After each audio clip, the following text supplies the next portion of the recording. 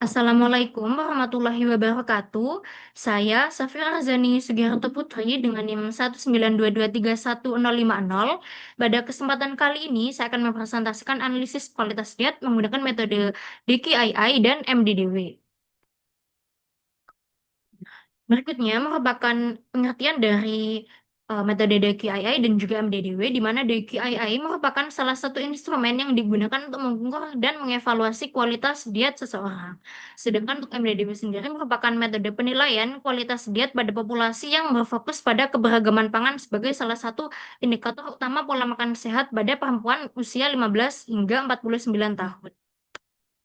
Berikutnya merupakan langkah-langkah perhitungan pada metode DQII, di mana yang pertama yakni mengumpulkan asupan makanan, kemudian menghitung total energi dan zat gizi, kemudian mengelompokkan setiap bahan makanan sesuai dengan kategori DQII, dan juga yang terakhir porsi pangan ini dihitung per kelompok untuk menentukan skor konsumsi pada tiap komponen indikator untuk kemudian selanjutnya dijumlah untuk mengetahui skor total. Berikutnya merupakan langkah-langkah perhitungan metode MDDW, di mana yang pertama yakni mengumpulkan data konsumsi, mengklasifikasikan setiap makanan ke dalam 10 kelompok pangan, menghitung jumlah kelompok pangan yang berbeda yang dikonsumsi, kemudian menentukan pemenuhan indikator MDDW berdasarkan skor total. Berikutnya merupakan biodata dari responden. Berikutnya merupakan data hasil 24-hour food recall pada responden. Berikutnya merupakan analisis kualitas diet berdasarkan metode DQII, di mana yang pertama yakni pada komponen variety mendapatkan skor 8 dari 20 yang menunjukkan bahwa keberagaman konsumsi pangan masih rendah dan belum mencakup seluruh kelompok pangan secara merata. Kemudian untuk komponen adequacy mendapatkan skor 20 dari 40 yang menunjukkan bahwa kecukupan beberapa komponen seperti protein, kalsium, dan sayuran belum mencapai rekomendasi. Kemudian untuk komponen moderation mendapatkan skor 6 dari 30 yang menunjukkan bahwa asupan lemak total, lemak jenuh, kolesterol, dan natrium cenderung tinggi.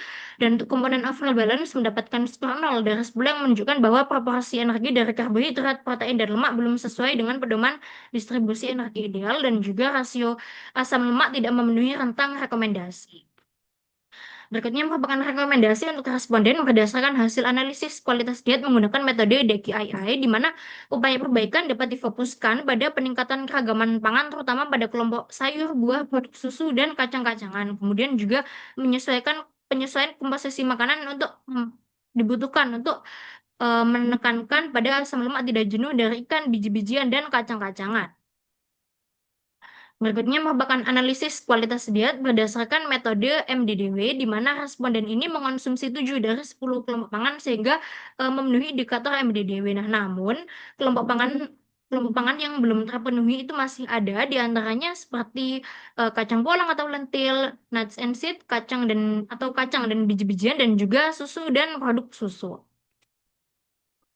Sehingga yang berikutnya yakni rekomendasi berdasarkan hasil analisis kualitas diet menggunakan metode MDDW, yakni meningkatkan konsumsi kacang-kacangan dan juga meningkatkan konsumsi produk susu dan olahannya seperti yogurt atau keju dalam pola makan harian.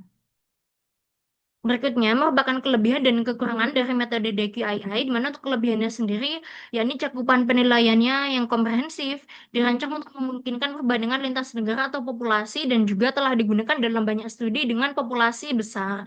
Nah, sedangkan untuk kekurangannya, yakni membutuhkan data konsumsi makanan yang detail dan akurat, kemudian penentuan skor bobot pada tiap komponen ini belum sepenuhnya mencerminkan konteks pangan serta kebiasaan makan lokal, dan juga kurang sensitif terhadap aspek kualitas makanan seperti pengolahan, sumber pangan spesifik, maupun variabel sosial budaya.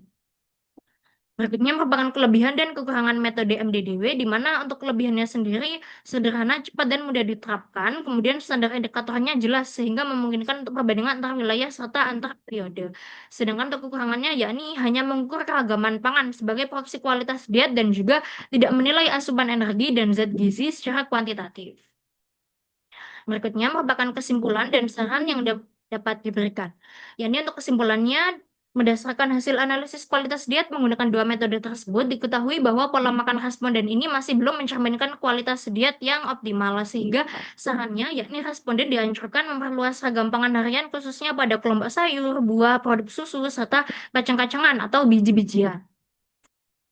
Berikutnya merupakan daftar pustaka yang digunakan Baik, sekian presentasi dari saya. Mohon maaf bila ada kesalahan kata. Wassalamualaikum warahmatullahi wabarakatuh.